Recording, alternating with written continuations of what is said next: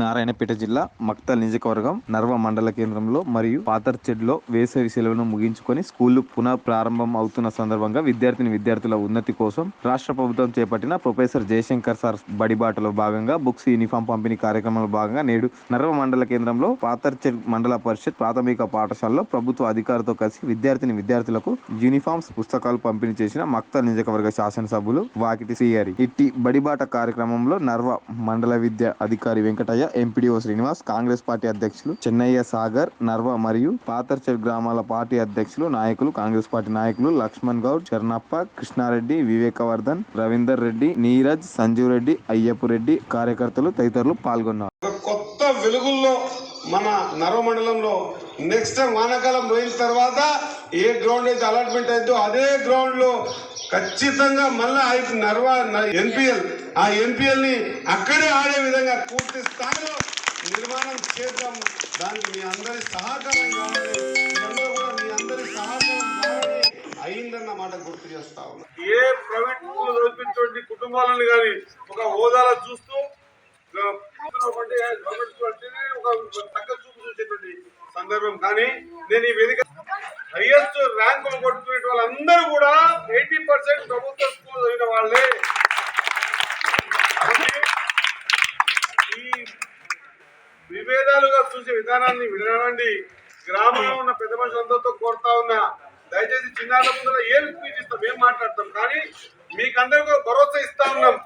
ఖచ్చితంగా ట్రైన్డ్ అయి ఉండి లక్షల మందిలో ఎగ్జామ్లు రాసి ఒక టీచర్ ఊగనే రాడు. 1:1 ఆడో ఉంటుండేమో గతంలో అలాగే తెలియదు. కానీ ఇప్పుడు 1:10 కాదు, 1:100 కాదు. ఒక్కొక్క ఉద్యోగానికి 10,000 మందితో కాంపిటీషన్ లో బయటకు వచ్చి ప్రిపేర్ అయ్యి వచ్చినటువంటి టీచర్లు మన దగ్గర ఉంటారు. కాబట్టి ఇటువంటి టీచర్లు చదువు చెప్తే అనుభవంతో ఆ టీచర్లు కూడా కిందికి ఇక్కడ టీచర్స్ కొరత ఉందని చెప్తా ఉన్నారు. ఈ విషయాన్ని కూడా ఖచ్చితంగా ఎంఈఓ గారితో మొత్తం డీటెయిల్స్ తీసుకొని ఈ రోజు ఎవరి 3వ రోజుకోసారి ముఖ్యమంత్రి గారు లైన్ లోకి వచ్చి ఖచ్చితంగా ఏం జరుగుతుంది, నీవేం పని చేసినావు అని అడిగేటువంటి పరిస్థితి ఉన్నది.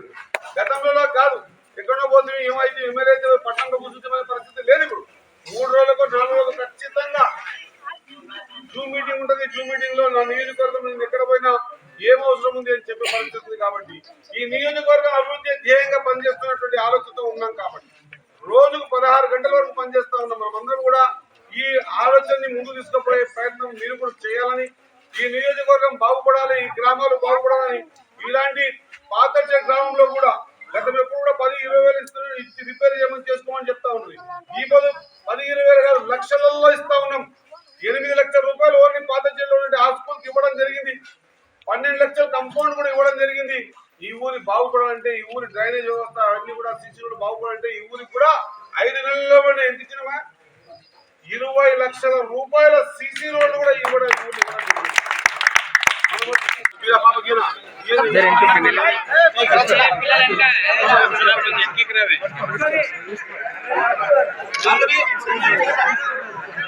అరే చిన్న ఇక్కడ చూడమ్మా.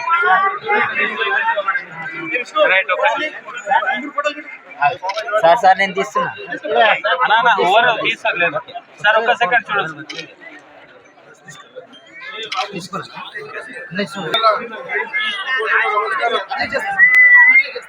సార్ ఇంకా ఇద్దరికి సార్ వీడియో. వర్ధిల్లాలి ప్రభుత్వ పాఠశాలలు, వర్ధిల్లాలి ప్రభుత్వ పాఠశాలలు.